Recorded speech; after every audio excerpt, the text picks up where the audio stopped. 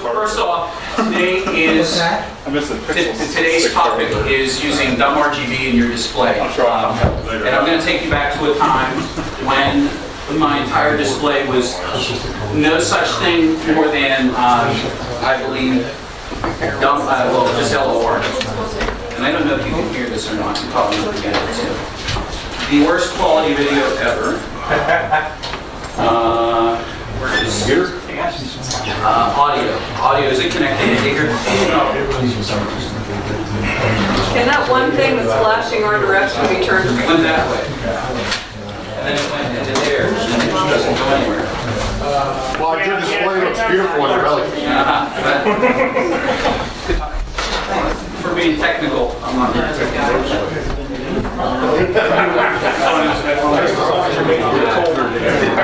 All right, so I'm not here to impress you with my awesome ability to sequence. You sell yourself short, give a wonderful display. He passed the most square foot of anybody. And of course now, oh, I know one. Didn't consider this. Clyde, remind me, do you live just outside Vandergrift? Thank you. More or less.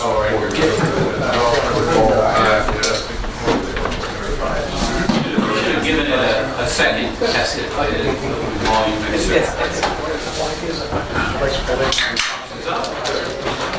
I should have sound, but I don't.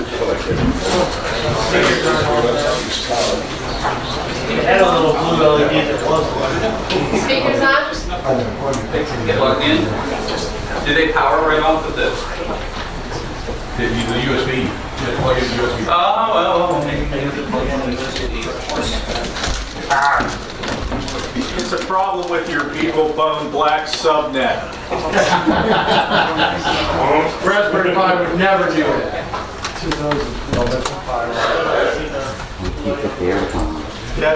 Nobody recognizes a stereo earphone jack anymore, so. So when The lights are on? Yep. No, they should. Hey!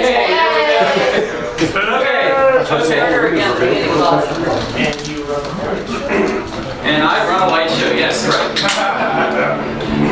Ellie's a minute ago did this song, 2012. I caught it like in the middle of June or July, before everybody else did. And I started sequencing it real early. It's the first sequence I ever did way before Christmas. And it came out very well. LOR is the absolute easiest program to use whenever it comes to setting up and running an AC display. But something absolutely insane happened on December 26, 2012, and that was flex text strips. Now, I don't know if any of you know what a flex text strip is. If you do, raise your hand. If you don't, okay, flex text strip is nothing more than a pixel strip that is only one color, and that's white. And I was at Lowe's, Home Depot, and the mad dash the day after Christmas is always very exhilarating. You're up at 4 in the morning, you're dressed and ready to go out the door at 5, and you get your first place by 6 a.m. by the time they open, so you can pound the sales and get all the lights you need for next year. Well, I probably spent $2,000 to $3,000 that year, and I had saved the money for that. I was ready. This was my 2012 display, and that being my 2012 display, I had bigger plans, and I bought $3,000 in LEDs. Well, guess what? Those flex text strips, I found those, and they were absolutely the coolest things in the world. And I wanted to do more than that. I wanted to be able to control them with LOR. Unfortunately, you couldn't do that. Oops. You could turn them on and turn them off, or change the setting manually, running around the house if you wanted something different. But I thought, no, I want these to be my arches. How could I do that? So 2012 was the year that I discovered the E682. 2012 was the day I met, was the year that I met Robert Burton from Burton Christmas Lights in down south of Atlanta, Georgia. And both him and I had the same idea. And we learned about the ability to control individual pixels. Now, I had known about RGB in 2010, but it was too confusing because when I tried to learn about it, it was like nobody wanted to help. You had to read all this crap. I don't want to read crap. I want to search for videos. Where's the video on this? There weren't no videos. So I started asking questions on forums. And a man by the name of Barry Dedich, he came along, he says, well, we can teach you this. And there was this little group they started, it's 2012. And in the group there was a guy named Randy. And he jumped up and said, well, let me get my flex tech strip and see if I can, put an oscilloscope. What the hell is an oscilloscope? I can't say it. What is it? And then I said, I don't know. And he says, well, I'll put it on the oscilloscope and see if I can't figure out how this works. Well, guess what? He figured it out. He figured it out that it was a 9816 protocol. Now, if you get a magnifying glass, whatever, magnifying glass, and you throw that up against one of the little tiny chips, one of the SMDs, and it says it right there. And he figured it out. And he got the E682 to output DMX to those strips. And pixel data was then able to be relayed. And much to my excitement, 2013 took a very different turn. I ended up selling absolutely every bit of the $3,000 worth of RGB or LEDs. I spent hour after hour, day after day, and I was back in college in this day. And I completely changed the old display from that same song to this. And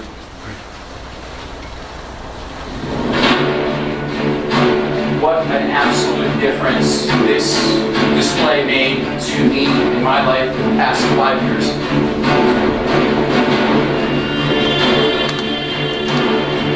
Pixel data up on the roof, you see that? I still had errors back then. Pixel tree, it's all done. I have all done RGBs on my twig trees. Every twig tree was built by hand, 12 and a half to 13 hours to build one. Snowmen, I have 5 of them, all done RGBs. Spiral tree was done RGBs. My entire mega tree. You have these spots, or is that just backwash? My pixel tree. First year Technicolor pixels, who was around for this? Every Technicolor pixel, all 1,000 on the pixel tree. Died. Raywu sent me dumb RGBs. And I used my CMB 24Ds, you can see the box in the background there. And I ran 88 dumb RGB nodes, 2 strings, one up the top and down the back. And it was my first mega tree. I was heartbroken but so excited at the same moment. There's no way to describe the feeling. But the whole reason I went through the before and the after is because the hardest thing to understand was not dumb RGBs. The hardest thing to understand was pixels. Because you come from one service, one system to another. So what I want to talk about today is dumb RGBs. And basically, what you see is what you get. And I don't want to flash it too much, but the dumb RGB controllers, everybody went into the pixel craze. And the pixel craze is easy to jump into because there's so much that you can do. But for a moment, if you look at what could be done in 1 year, actually this was done from this October, September, mid-September until December 1st. December 5th I went live. This was the culmination of one entire quarter of a year. Like literally going to work, coming home, working on display 8 to 10 hours, getting 2 or 3 hours of sleep, going to work, coming home, 8 to 10 hours of work on the display, going to sleep. And it took me until December 5th to finally get it put together. This is almost all done except for the upper roof line, the lower roof line, and the ground line. 3 strings of Technicolor pixels that didn't get fried. The only 3 sets of pixels I had in the entire display. So, whenever I built this display, I never imagined that I would ever turn into what I'm doing now. Number 1, I just imagined, what if I could do my entire display with less outputs than LOR? That was my goal. And as much as pixels are relevant today, dumb RGB is just as relevant. The challenge with dumb RGB is pretty much the cost. 5 years ago, dumb RGB was half the price. Who remembers paying $40 for a pack of pixels, 100 pixels? We paid $23, $22 for 100 dumb RGB nodes. 40, 40, 30, I think on here. So 120 dumb nodes, just took over 3 windows. That's cheaper than it would have been able for me to do with LOR with 4 different colors, right? Green, blue, and then all wires will come up. So as far as relevancy now, pixels are so much easier to do because you have one cord, obviously, but you have one cord going from one controller and you can control that many. As far as dumb goes, is it obsolete? Absolutely not. Are pixels more prevalent? Absolutely. Are they cheaper now? Yes. Is it better to go with pixels versus dumb? That's up to you guys to decide. I absolutely love the ease of use up until I brought this controller today. Actually, it's the Falcon's giving me trouble today. The latest, the firmware that I have loaded doesn't want to work real well with DMX output at the moment. So Dave's working on that as we speak. But at the same time, would I use dumb in my display? Absolutely. 2017 videos I haven't even, or 16 I haven't even put up yet. I've been ridiculously crazy busy. But as far as the basis of my display, everything that's dumb here, still on the house, is still dumb. The only difference is I put pixels on the star, I put pixels on the mega tree, obviously. I have pixel candy canes, little ones, and then I have Ascoya ones. I added dumb snowflakes last year, finally, that I bought 4 years ago at ACDC. Finally used it. So, and even my radio station signs converted them to dumb RGB. I see dumb RGB not just as a way to save money, but cover a massively large area and do a whole lot. The window frames, for example, I told you 40, 42, about 42 each on each window frame. I used 800 dumb RGB nodes and did my entire window frames on my house. Have them done in May. Yeah. Yeah, to that point, for the money, you can also have a much denser light. You know, you can pack stuff an inch apart instead of 3 or 4 inches apart. You can, yeah. But I'm just saying, there's some cases where having more dense lights is also. With RGB, it's really not necessary because the brightness level of this versus you look at a modern day RGB, because we've advanced so much with our ability to control the light. Software is now being written into controllers to dim them down to a certain level. We all know that like this color look is completely blown out in the photo, completely blown out. I dimmed everything down in the display last year to 25-30%. Wow. Period. Wow. And there is no need for more density in pixels. No need. No, I had Less bright. I don't have to worry about power injection. I should worry about power injection. There's a couple things I do now, but for the most part, I should, but I don't. I know, let's face it. You know, you get to a point where you say, okay, I'm done. I can't take it anymore. I got the rest of my life to do. But as far as the most popular use of dumb RGB has got to be floodlights. These are some early makes of the Leechburg Light floodlight until I came up with a better idea, which was talking to Ray and seeing if I could get a better price on just a regular 10-watt flood. Something with a longer cord. So he said, well, I don't have anything with a longer cord, but I can make it for you. I said, nope, send me what you got. $12. And I put my own cord on it, like 30 feet. So I can go anywhere. Now the fun part of this is I still have yet to use these, but someday, just like the snowflakes, someday they will be used. So, many of you may be very familiar with this video, which is probably the worst video that I have ever recorded, which was my first. And I'm saying that critically because it could have been so much better. First of all, it taught me that I really needed here with our RGB nodes, the regular dumb nodes. I was so excited about dumb nodes, I made a video on them. because people were so confused, so absolutely confused on how they get plugged in, hooked up, connected. I don't know what's going on with that. But the bottom line to doing this video was, oh no, it wasn't this video. Oh my goodness. I should record video. No, this is the wrong one.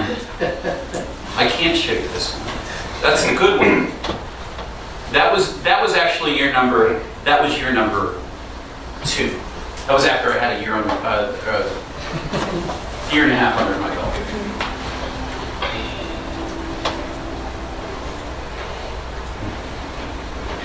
Do a quick video. How setting up.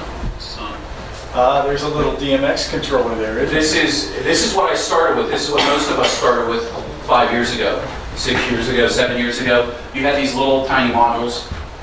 You had to put data to them, and you had to hook up power to them, and then you had to put them in an enclosure. And if you were trying to run, the nice thing about dumb RGBs has got to be, number one, you can cover a massive area with very little power, and without having to worry about data by using dumb RGBs. The best things to light with dumb RGB are very large props, such as giant trees in your yard. John Higgins did his cherry tree, his lollipop tree, he calls it, and then he had another, I think an apple tree or something, and he put probably 400 dumb RGB nodes. I mean, the thing was blazing, and it looked gorgeous. It was amazing. But he was able to buy an adapter that connected to the end of this, or at the end of the first string of 100, and he was able to amplify that signal onto the rest of the strings. And doing so made it so much better for him that he didn't have to worry about all these pixels, and what if one of those pixels way at the top goes up? And 5 years ago, that's what you worried about, what if this pixel fails? So are dumb RGB nodes outdated? Maybe. Are they relevant? Yes, they still are. So just consider that whenever you're looking at alternatives to running different props, that dumb RGB really can be something that's viable, something that's very simple. And they do run off of DMX. If you have a Falcon, or if you have, well, not my Falcon today, but if you have a Falcon or you have a DMX adapter, they literally put the adapter into the USB port on your computer, and you can start out putting DMX either through X-Lights or LOR.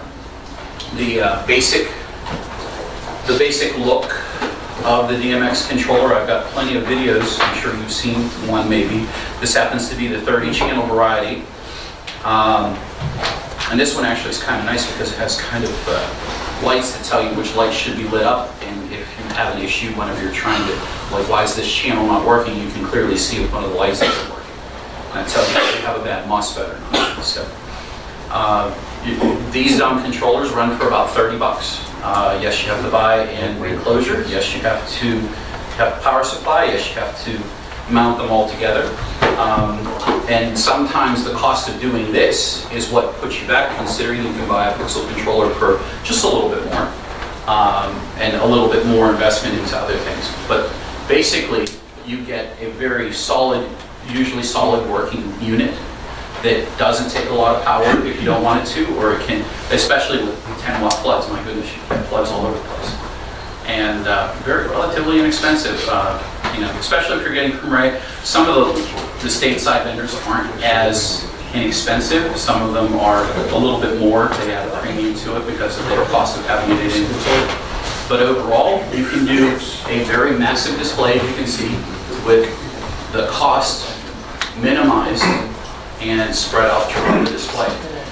The other thing I will say too is dumb RGB are just like, if you're coming from LOR, and if you're used to single channels, dumb RGB are similar to sequence in the fact that you're either turning them on, you're turning them off, fading up and fading down, or you're also changing the color.